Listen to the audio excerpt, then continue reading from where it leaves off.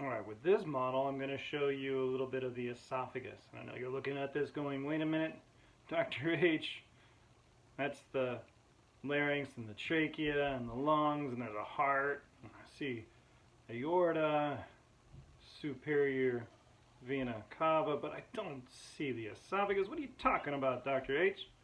Well, if you think about where the esophagus is, it's just posterior to the larynx and to the trachea. So if we pulled this off right here and we turn it around, we can see that this is the area, right?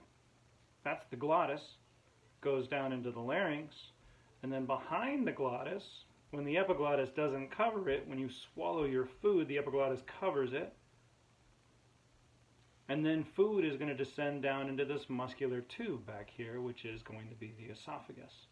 So behind that larynx. And so now if we look at this model from this angle, what you're going to notice is there's the trachea, and then right behind that is the esophagus.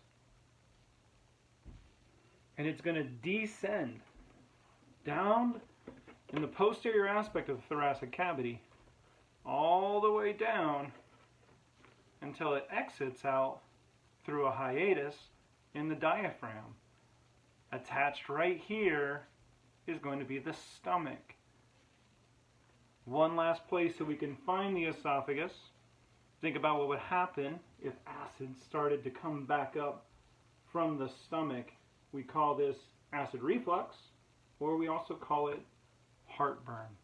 And the reason we call it heartburn is because that acid is in the esophagus right behind the heart, so we get referred pain that makes it feel like our heart is burning.